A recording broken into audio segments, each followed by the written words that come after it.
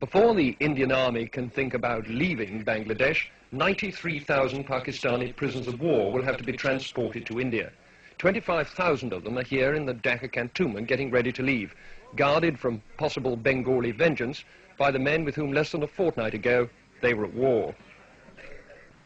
The Indian Army's Chief of Staff, General Sam Manekshaw, who's been paying a two-day visit to his troops in Dhaka, says that at the moment some 3,000 prisoners of war a day are being taken out of the country. He hoped that by the beginning of next month the daily average would be 10,000, and that in any case by the 15th of January all of them would be in Indian prisoner of war camps. By that date too, the General said, he would have reduced Indian armed forces here by 25,000. But they still can't all go home.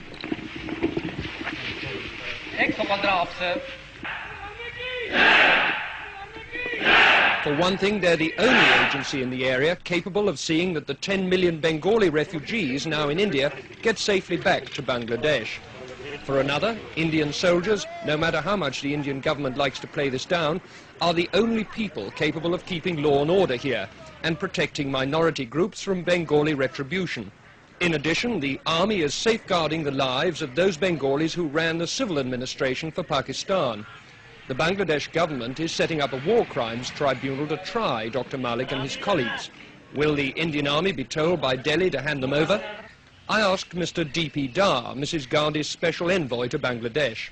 We are on the horns of a dilemma, I must admit to you. On the one hand, we do not want to do anything which is against the norms of international behavior.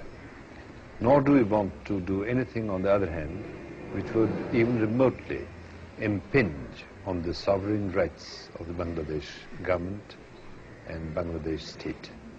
What does that mean in practice? Are you going to hand people over to a war crimes tribunal or That not? means, for the time being, that the position is being legally examined. As any victorious army would be, Indian armed forces are now deeply involved for the foreseeable future in the way this new country is going to develop. Richard Lindley, News at 10, Dhaka. The train is on its way to the river port of Narayanganj, a dozen miles away. The operation began long before dawn. At the cantonment siding, Brigadier H.S. Clare supervised the loading of the train. Like all Indian commanders, he'll be glad when these POWs have all been safely moved across the border. Here they're a potentially dangerous cause of friction with the local population. The train was well guarded by Indian soldiers in case of any hostile demonstration by Bengalis. What's the attitude of these people on this train? Are they glad to go or what? Well, they're happy to get away from here, certainly. I'm quite sure that they won't have any hostile attitude when they go to India, whereas in this place they can't get out at all.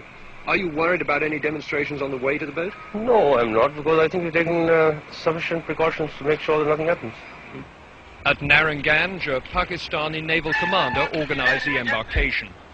All commanders of this group, report to me immediately here.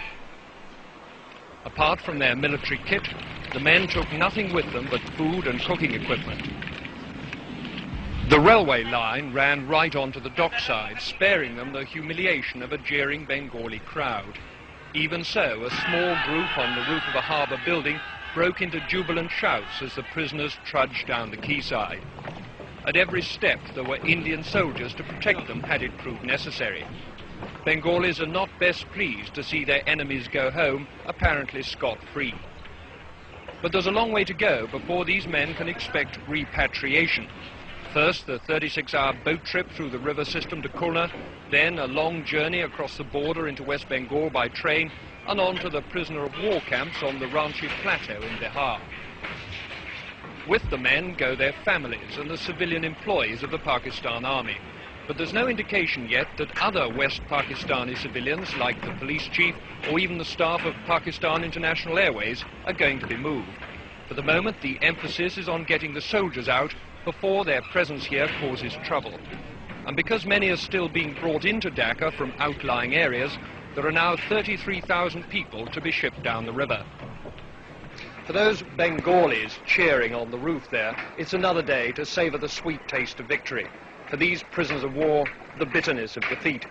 What lies ahead of these men is nothing but a tedious journey and the boredom of prison camp routine.